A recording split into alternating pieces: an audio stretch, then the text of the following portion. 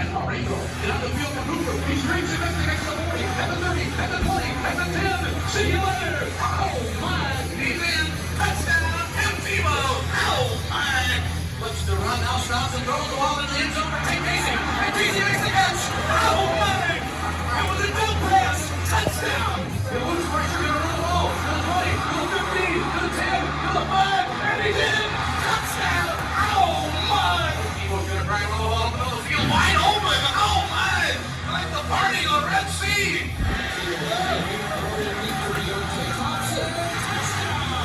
The word icon is tossed around too much these days, but in the case of Timothy Richard Tebow, it fits perfectly.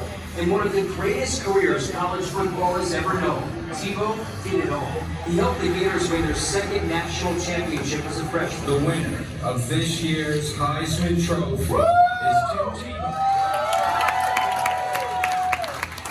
As a junior, Tebow led the Gators to a second national championship. The Florida Gators have won another BCS national championship, their second in the last 3 years. Tebow guided the Gators to a perfect regular season and capped his career with a record-setting performance in the Sugar Bowl. It means everything to me to be a Gator. It wasn't just a sport for me, it wasn't just a game. Those games were personal to me. I felt that if we lost, I felt the weight of Gator Nation. I was born a Gator, I played as a Gator, I'll die a Gator. I love you guys, let's go Gator Nation! He won the game's greatest individual awards while putting his team first. A true leader. Welcome to the UF Athletics Hall of Fame, Tim Tebow.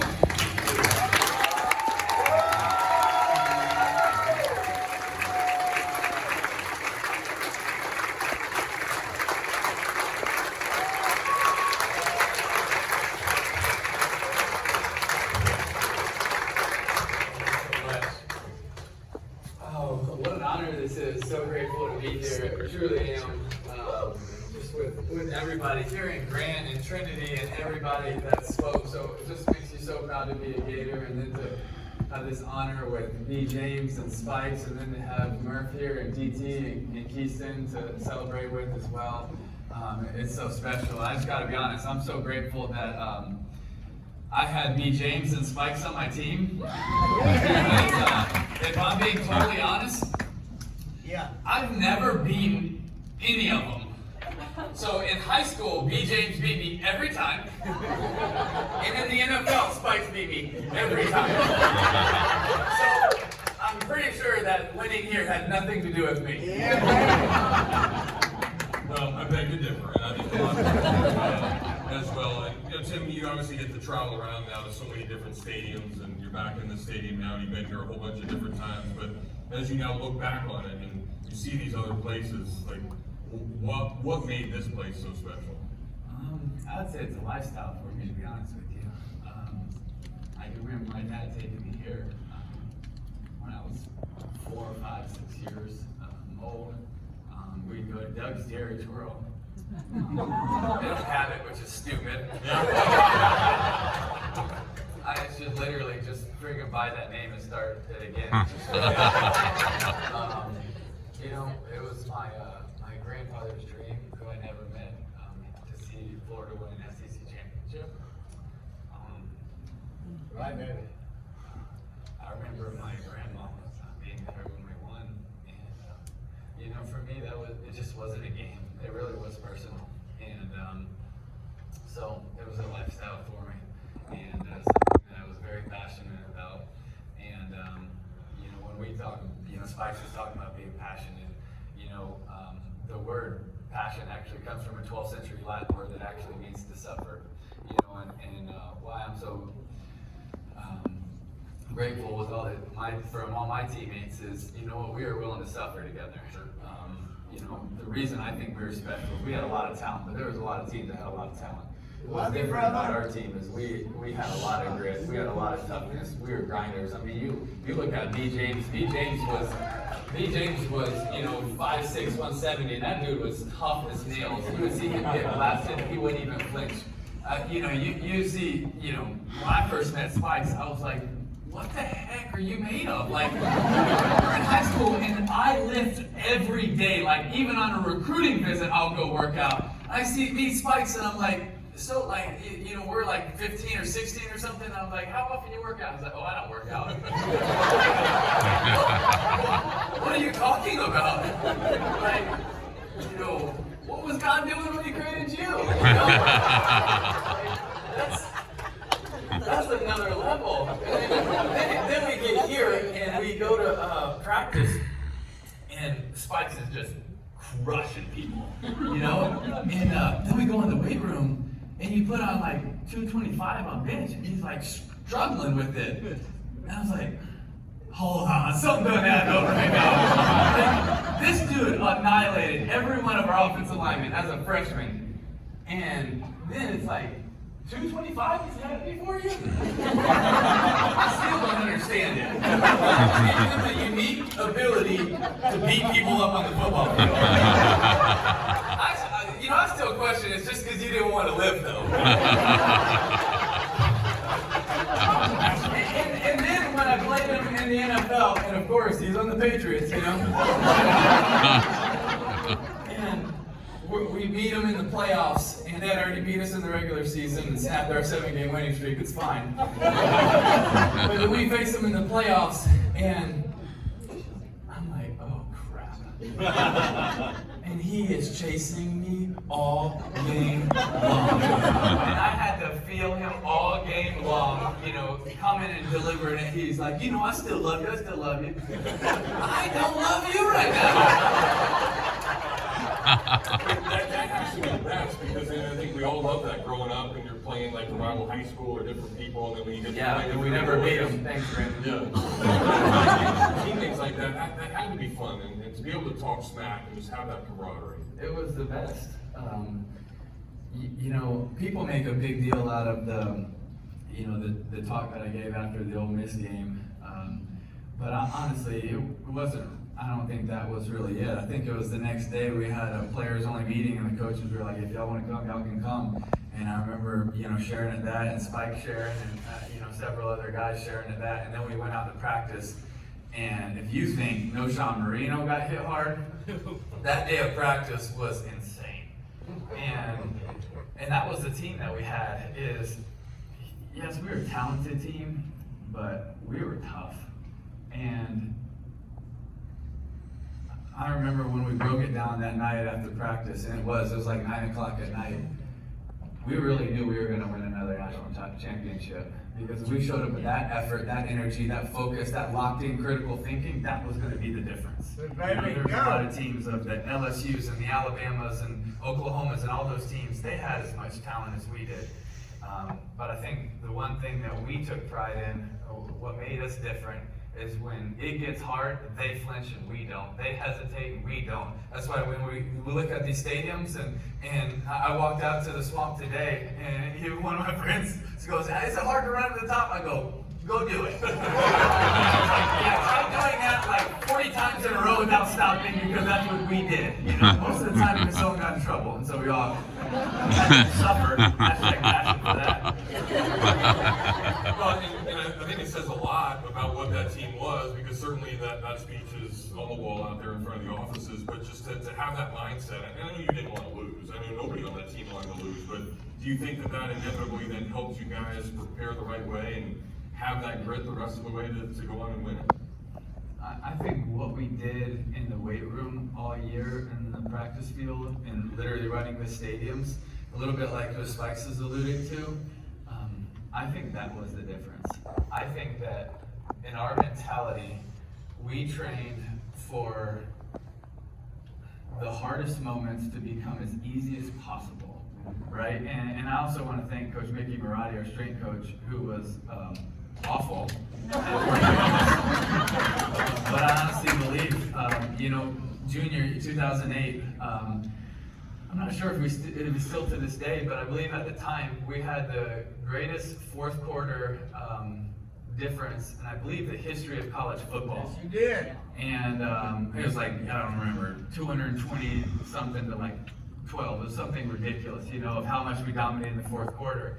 And it's not where talent comes out in the fourth quarter. It's when your choice comes out in the fourth quarter. And I think that was a lot of, our strength staff, the mentality, and the buy-in, and, all the workouts, and you can't really say the names anymore because they're not politically correct of how they named all the workouts, but, they all had names and they weren't positive. It wasn't like, ooh, this is our Happy Friday workout. And other names. But to me, that was such a big part of what pushed us through. And then I think also the leadership of the team. A lot of people will say, oh, you're a great leader. Spikes was the real leader of that team. I gave talks every now and then, but we had the Pounceys were unbelievable leaders. Murph was a great leader. We had so many leaders of that team that rallied the guys together. And I think, when you go through the gauntlet of an SEC schedule and you go through injuries and being hurt over and over again, because that's what happens. I never played a season healthy. Junior year, third play of the game, I threw out my shoulder here and had to play the whole season. And I remember when we won the national championship, one of the things I was thinking is when I was taking a knee, yes, I get to have surgery tomorrow. But that's the mentality that you have and that we had in that, I think was a differentiator for us. Yeah, no question. Well, both your parents met here. Their first date was the Florida-Georgia game. But then, you were flirting with other schools. Like, were you just messing with everybody? Oh, no, you are not. I really didn't. Were you trying to mess with them? No, to tell you the truth, I really didn't like Florida, to be honest. No! I grew up a die-hard Florida fan, as everybody knows, and I came to a camp here when I was in 8th grade, and the staff didn't treat me very well. No! And I did not like it. And I didn't like obviously I still love Florida. I'm still rooting for them, but I really wasn't even looking at them. They literally were not in my top 25 schools. They are now. And they got rid of that staff. And they brought in this other guy named Urban Meyer. And I was, for me, me and my dad talked about this a lot. It wasn't about choosing the place that I've been a fan of my whole life. It wasn't about choosing the place that I grew up rooting for. It wasn't about choosing the role models that I had in Danny Werfel and all these guys that I look up to. That, yes, as a fan, that's awesome. But what about for me personally? What was the right place for me? And so I was looking at a lot of other schools, the Alabamas and LSUs and Southern Cals and these schools. And, to be honest, I was really close to going to Alabama. And as I didn't.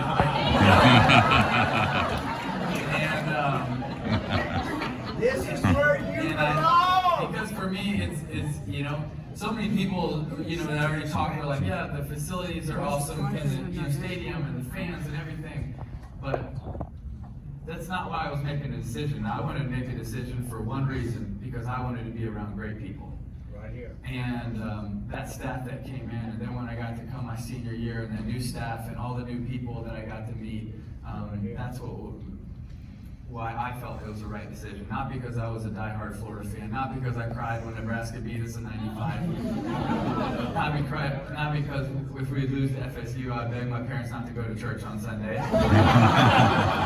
Because what was the right decision for me, and with that coaching staff and those people, I believed it was the right place for me. And I remember, like Spike said, when me, him, and Percy were at the Alabama sideline, and we were kind of like talking, and we're like, hey, you know what? Why don't we all go to the same place? I don't know what that place is, but let's go to the same place because it might be pretty good. And so then we ended up choosing this place, and it was because of the people. It was because of guys like this, and because of the coaching staff, Mickey Roddy and Coach Mullen and Coach Meyer and all of those people, and that was what's special. It wasn't because this is where I've been a fan. It was because these are the right people that were going to help me develop as a player, but more importantly, develop as a person.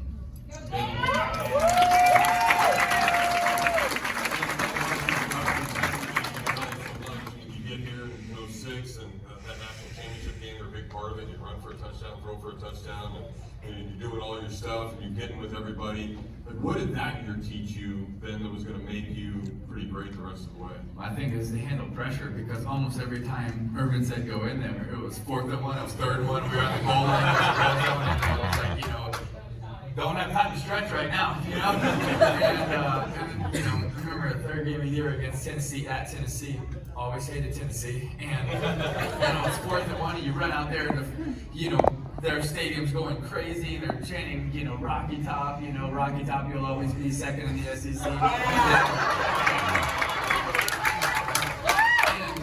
We were running out there, and you know, game's on the line, and you know, I hadn't played in however many drives. You know, early on in the game, I was running and you were loose, but then you're on the sidelines and you're all stiff, and you're like, oh shoot!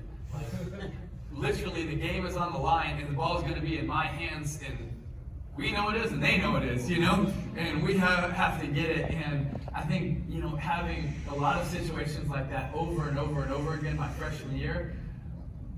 It was like, then the next year, it was like, dang, I get 3 downs to get it? You know? That was a lot easier. That was pretty, I was like, yeah, this is exciting, you know? And I think that really helped me, that mindset. And, you know, it was something I think Coach Meyer and Coach Mullen did a great job of saying, hey, you need to be ready. If it's this situation, you be ready, you go in, and you're going to go, and you get it done. And so it was this, you know, I think building of me mentally, but also, you know, just that preparation. All right, I have to be ready, I have to go, because when my number's called, most of the time it wasn't 1st and 10 beginning of the game. You know, it's in the red zone, game's on the line. It's, you know, 3rd or 4th and 1. It's South Carolina here, and it's 4th and 2. We're on our own 29-yard line, and we're down. You know, and you know, it's everything. And so that was just, it was a huge weight on me, but it was because they prepared me and said, hey, when this happens, you be ready. And I think that was something that really prepared me emotionally and mentally to be mentally tougher for when it was, you know, kind of my deal the next year. Yeah. And that next year, pulled home a Heisman Trophy, which is obviously special. You know, a lot of people think about you as that guy that's just plowing over people and running for first downs. But Tim, actually that year was 2nd in the entire country in passing efficiency. So you really threw it well. You developed so much, and were able to just really put both aspects of your game together. And it was a special year, but I had an unbelievable talent around me. I mean, so many people made so many plays, and Percy obviously was such a big part of that, but Murph was a huge part of that, and Coop was a big part of that, and Keaston, and all of our running backs, and so many people that stepped up and made plays. And you know, we knew we had something special, especially our 3rd game of the year here against Tennessee again. Remember, we don't like them. and it was my first SEC start, and I'm pretty sure we put up 59 points. And I'm pretty sure, yes, we put up 59 points. And it was like, you know, like maybe we can do this thing. I think you returned a touchdown too in that game, right? Yes, you did. Yeah. Well, and you know, Tim, then it obviously goes, and you win that national championship again in 08. You know, Spikes was able to tell us what he said to Noshawn. Can you tell us what he said to the dude when you were jumping in his face? I didn't say anything. That chomp said enough. I can't tell you what he said, but he was talking all game. He literally, pre-game, national anthem, sprints over to me, and he was saying things I would never repeat. And this is just a dumb move. Because it was, obviously, it was already personal, but man, he made it personal. And actually, Murphy was sitting back there. You might not even want me to say this, but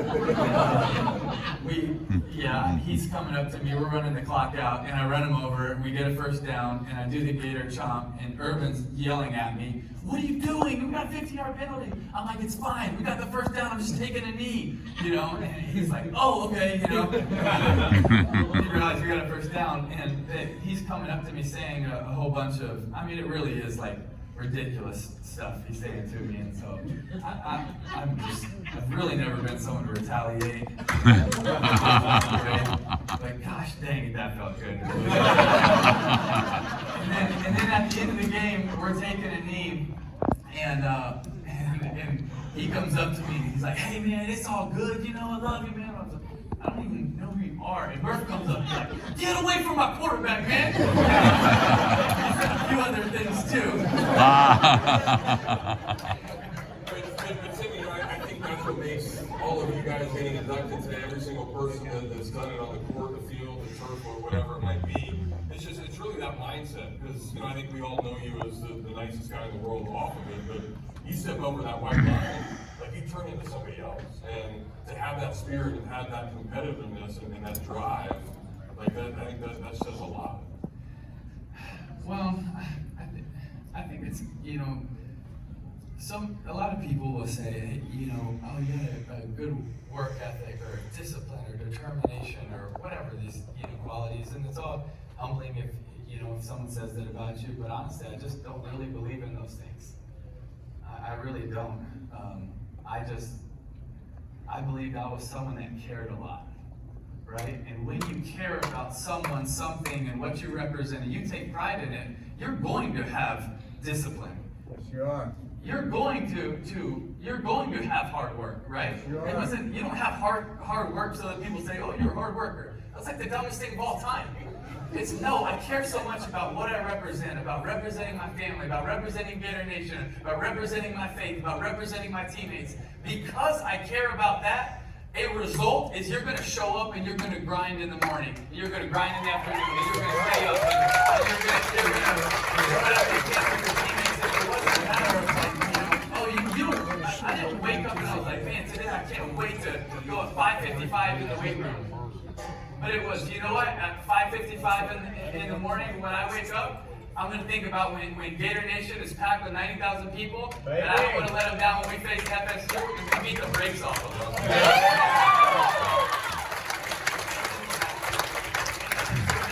That was so important. It's what you represent. And that was why it's important for me to be able to maneuver a lot of things, and I'm so grateful ESPN did for me to be here, because to thank all of you, that make this possible. And so many of you have donated, and you've cared, and you support, and you make Gator Nation possible for the next recruits. And I think that's so important. It's not just about when we're here or what we've accomplished, but what can we also set up for the next generation of Gators and the role models that we could be, and giving people hope. And one thing that was already inspirational to me today was I got to meet someone that's here that that day we lost to Ole Miss, his father died, and he heard that speech and he was going to quit school, and he decided that he heard it, he said, I want to go, I'm not going to quit. And now he told me he's working at NASA.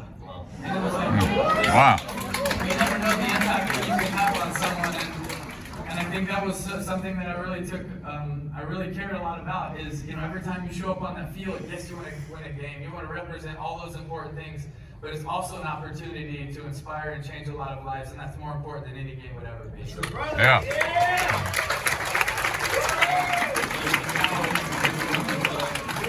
On the TV side and hang out with Laura, another former Gator, but certainly a lot of fun. But how cool is it to then get back to that smack talk stuff, and you're messing with guys from LSU, or making Stephen A. wear a Gator tie, and doing all those things? It's awesome. It's such a privilege and an honor to represent Gator Nation, honestly, all around the world. It really is a blessing. I've had the opportunity to do that literally all around the world in different places, from Gainesville to Thailand and pretty much everywhere in between, and it really is humbling for me, and it does mean a lot, because it really is a pressure and a weight, but in a good way. And Love you, brother. This is a university that I care a lot about, and it's, for me, like I said, it's part of my family, and it's not just a game that I played, and trying to represent it and set it up for all of the rest of the people that are going to be, on the stadium one day, and all the rest of the championships that we're going to have, and being able to go in that quarterback room and talk to the guys today, and hang with those guys, and tell Anthony, like you're at 1-5, and by the way, me and Spikes both like those numbers, the 1 and 5.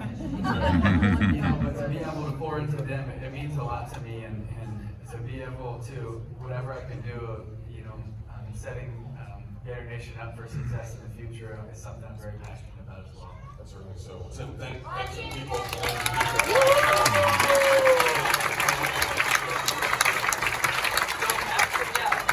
My wife who's here, and Demi, she never actually had seen a football game until she came with me when I was getting inducted to the Ring of Honor, we were playing LSU, and so she's like, no, you know, she's from South Africa, and so she's, you know, like, okay, I'm used to cricket games and rugby games, and I was like, hey.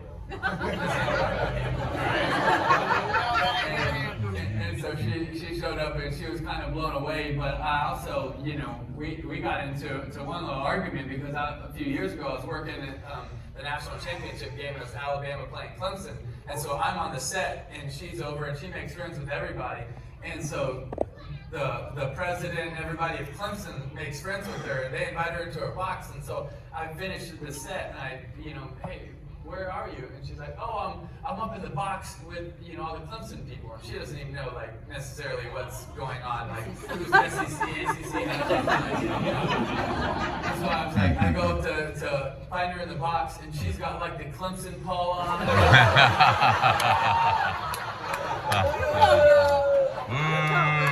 So this is actually 2 days before, she didn't know it, but I had planned to propose. In my head. No,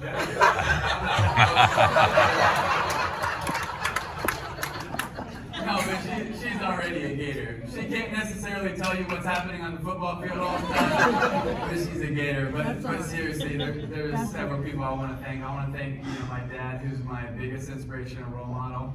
I want to thank my mom. She didn't have the chance to be here today. I want to thank all my brothers and sisters. 2 of them went here.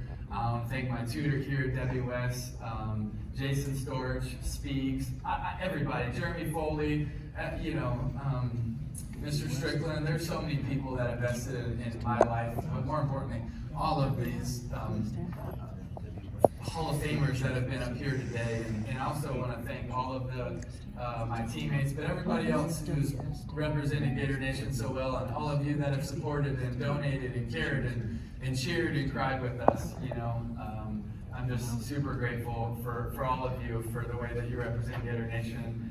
But most importantly, I'm thankful for my Savior and what He did on the cross, and that it counts for every single one of us. And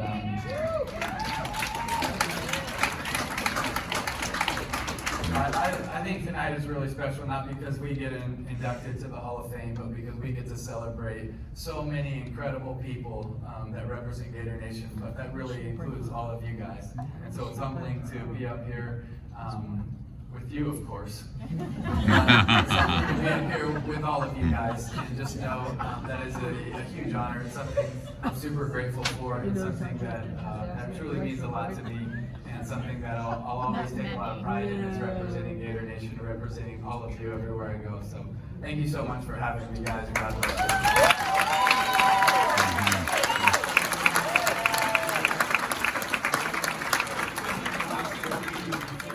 Everybody, you know, some of these guys were in school when you were here too, and of course those basketball national championships. We loved it. Like it's nuts. I think you can go into Gator dining and hang out with these guys and just be around them, but just from swimmers to golfers to gymnasts to everybody, like that's why Florida now is a top 5 athletic program, top 5 academic program in the country, because everybody comes here for a reason and does so many great things. They do, and it's so fun. It's so fun, you know, when you become friends with Chris DeMarco when he's golfing, and then Billy Horschel on the PGA Tour, and then Caleb Dressel, and then the whole basketball team that you're rooting for, and they're playing for the Bulls or whatever team, but, you know, it's this big world, and you're always rooting for these guys, and, you know, you're rooting for Grant in the Olympics, and you know, all these guys, and you're like, I haven't even necessarily met all of them, but I'm so passionately rooting for them, and it is just so exciting to have that, and it makes this really big world feel really small. And it's also really special because for the first time you meet a lot of those people,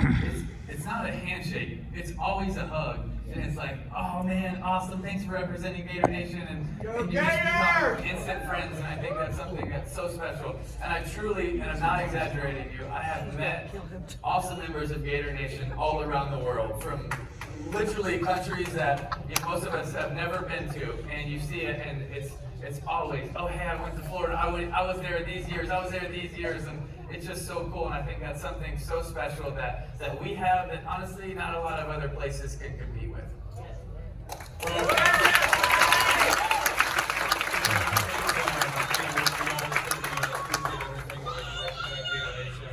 For coming here, making that decision, and of course making the University of Florida the coolest place on earth. So thank you, Tim.